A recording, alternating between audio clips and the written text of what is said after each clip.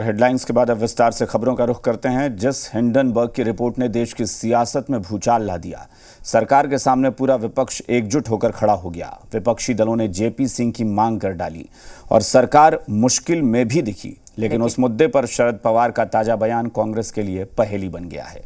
क्या इसे विपक्ष में फूट के तौर पर देखा जाए? इस रिपोर्ट में देखिए।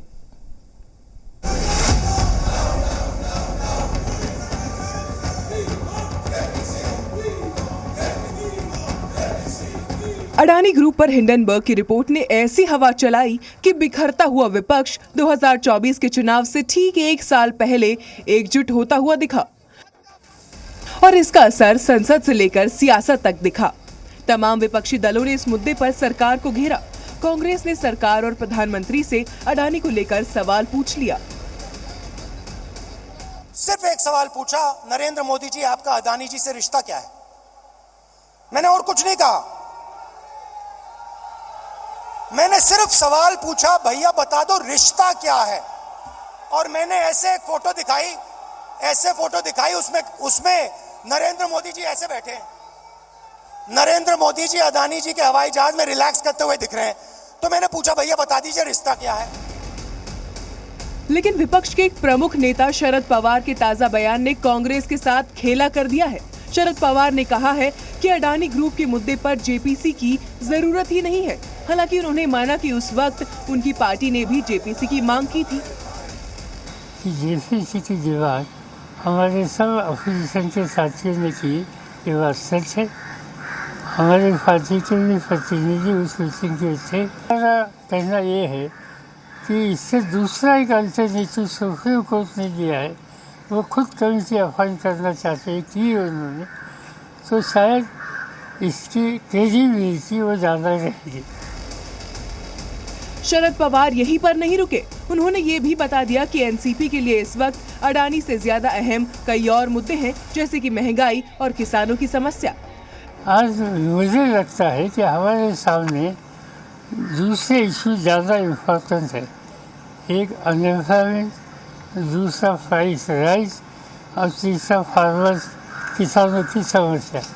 ये तीन मेजर इशू आज देश के सभी लोगों के सामने हैं। इस बारे में अपोजिशन के नाते से हमें ध्यान देना पड़ेगा, हम देंगे।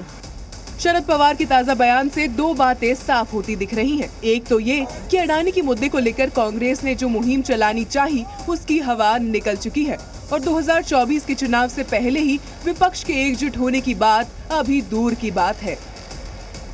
इसके अलावा शरद पवार ने ये भी बता दिया कि 2024 के लोकसभा चुनाव में उनकी पार्टी की प्राथमिकता क्या होगी। एनसीपी अडानी नहीं, महंगाई, किसान और भ्रष्टाचार जैसे मुद्दों पर चुनाव लड़ेगी। शरद पवार के ताजा यू टर्न पर सियासत से सधी हुई प्रतिक्रिया आ रही है।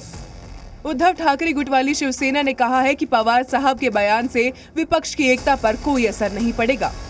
पर्याय दिया है, एक विकल्प है न्यायालयीन जांच, ये पवार साहब का कहना है। तो ठीक है, ये ममता बनर्जी हो या तृणमूल कांग्रेस या एनसीपी, अडानी के बारे में उनकी अलग राय है, हो सकती है अपनी राय, लेकिन उसका मतलब ये नहीं कि जो एकजुट है विपक्ष की उसमें कोई दरार आ जाए। लेकिन असल सवाल कांग्रेस का है, उस कांग्रेस का जो अडानी ग्रुप पर एक रिपोर्ट को मुद्दा बनाकर 2024 का चुनाव लड़ने की योजना बना रही थी। वो कांग्रेस जो भारत जोड़ो यात्रा करती रही और वो कांग्रेस जो अब हाथ से हाथ जोड़ने की योजना बना रही है। शरद पवार जी का वो व्यक्तिगत मत हो सकता है, लेकिन जेपीसी उसमें होना ही चाहिए और बगैर जेपीसी से इसका वास्तविकता आगे आ नहीं सकती है। सभी दल के वहाँ पर सांसद होते हैं, उनकी संख्या सत्ता पक्ष की ज़्यादा है तो उनके ज़्यादा रह सकते हैं, लेकिन वास्तविकता जब जनता के सामने आएंगी तो आने दो ना। जब अगर मोदी जी कहते हैं कि हमने कोई कुछ चोरी नहीं की है तो उनको डर किस बात का है? शरद पवार सियासत के महारथी कहे जाते हैं। जिस मुद्दे पर उनकी पार्टी जेपीसी की मांग कर रही थी उसे वो दमदार नहीं मानते। अपने बयान के समर्थन में पवार के पास तर्क भी हैं। यानी पवार ने जो कहा पूरी तैयारी के साथ कहा।